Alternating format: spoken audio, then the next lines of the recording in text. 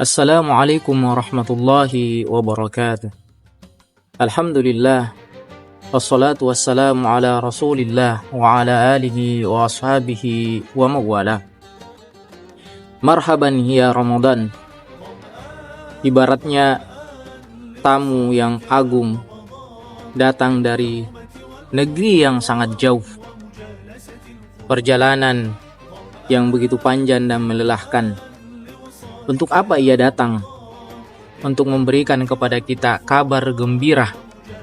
Maka pertanyaannya, apa yang kita siapkan untuk menyambut tamu yang mulia tersebut?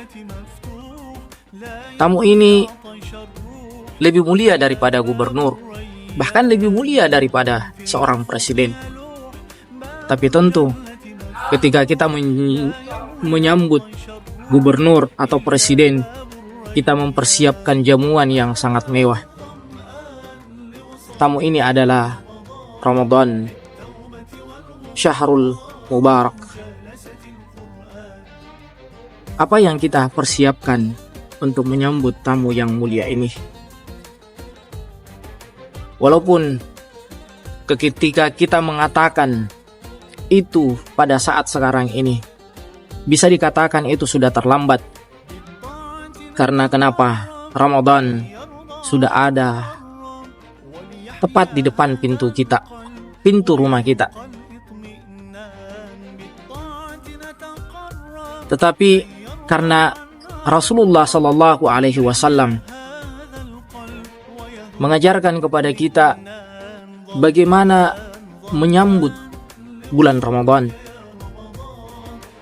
Bahkan Rasulullah Shallallahu Alaihi Wasallam mempersiapkan jauh sebelumnya, paling tidak minimal 2 bulan sebelum bulan Ramadan itu datang pada bulan Rajab dan Sya'ban.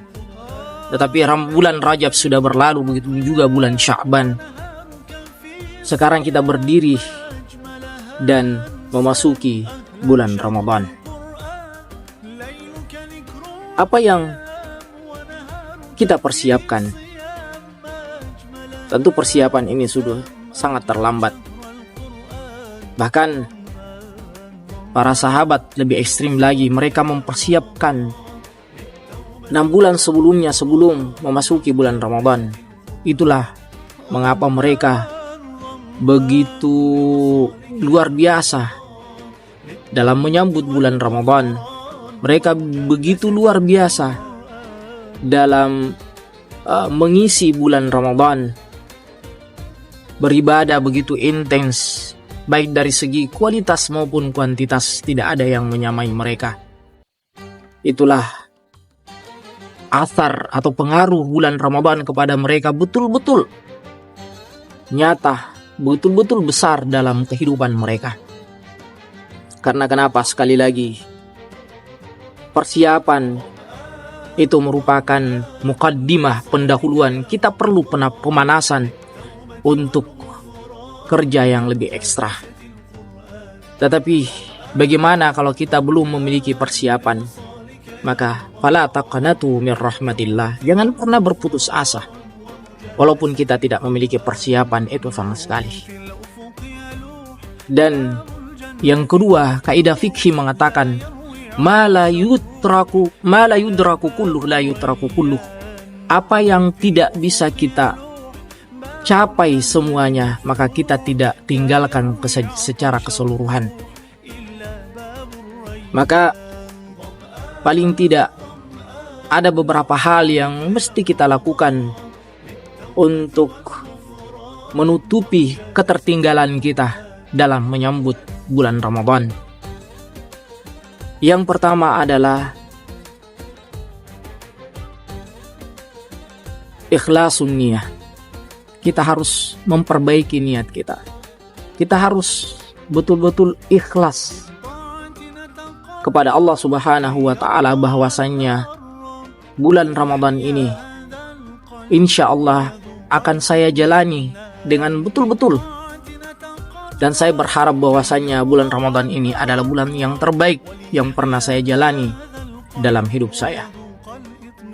Maka ketika kita berniat dengan ikhlas, maka Allah Subhanahu wa Ta'ala sangat mudah untuk melakukan sesuatu apa yang ia inginkan. Maka dengan niat itu insya Allah kita akan mampu untuk melejitkan ibadah kita di dalam bulan Ramadan ini walaupun kita tidak memiliki persiapan. Kemudian yang kedua adalah kita at-taubah wa du'a. Malam ini kita bangun di sepertiga malam sebelum kita sahur. Kita sholat taubat nasuhah. Kita ingin membuka lembaran baru dengan Allah Subhanahu wa ta'ala di bulan Ramadan ini. Karena ini merupakan kesempatan yang sangat langka yang diberikan Allah kepada hambanya. Bulan Ramadan ini ada kesempatan emas yang tidak diberikan kepada umat-umat sebelumnya. Maka ketika kita di malam ini kita awali dengan sholat tarawih, ataupun kalau kita tidak sempat salat tarawih, kita bangun di malam ini untuk melakukan salat taubat. Kemudian kita berdoa kepada Allah Subhanahu wa ta'ala, karena bulan ini merupakan bulan di mana Allah Subhanahu wa ta'ala menjawab semua doa hamba-hambanya. Wa idza sa'alaka ibadi anni fa inni qarib. Dan itu Allah Subhanahu wa ta'ala sampaikan itu setelah ayat yang berbicara tentang bulan Ramadan, bahwasannya ketika hambaku meminta kepadaku, memohon kepadaku, menengadahkan tangan kepadaku, maka sesungguhnya saya dekat dan saya akan menjawab doa hambaku yang berdoa kepadaku. Kemudian yang ketiga adalah al-ilmu. Kita perlu pengetahuan tentang hal-hal yang berkait dengan bulan Ramadan. Karena kenapa? Ilmu ini nanti akan mengikat amal kita. Itulah yang senantiasa menjaga kekonsistenan ibadah kita dalam bulan Ramadan. Semakin kita mengetahui kualitas, semakin kita mengetahui keutamaan dari bulan Ramadan ini, maka kita akan semakin melejitkan ibadah kita kepada Allah Subhanahu wa ta'ala. Kemudian yang keempat dan yang terakhir adalah kita senantiasa memberikan waktu kepada diri kita untuk membaca Al-Quran. Jangan membaca Al-Quran pada di sela-sela waktu kita, tetapi khususkan waktu untuk membaca Al-Quran. Karena kenapa? Al-Quran itu diturunkan pada bulan Ramadan. Bahkan ulama sangat menganjurkan untuk memperbanyak membaca Al-Quran di bulan ini. Kalau bisa kita menghatamkan beberapa kali, maka itu tentu sangat bagus. Dan tentunya bacaan kita terhadap Al-Quran, bacaan yang penuh tadabbur. Kita merenungi, kita membuka terjemahannya. Kita membayangkan seakan-akan Al-Quran itu berbicara kepada kita. Kita membayangkan seakan-akan Al-Quran itu diturunkan kepada kita. Maka insya Allah kita akan membaca Al-Quran dengan penuh khusyuk dan penuh tadabbur. Saya kira 4 hal ini yang dibutuhkan untuk melejitkan ibadah kita di bulan Ramadan, khususnya bagi mereka yang tidak memiliki persiapan memasuki bulan Ramadan. Wa akhirul kalam, wassalamualaikum warahmatullahi wabarakatuh.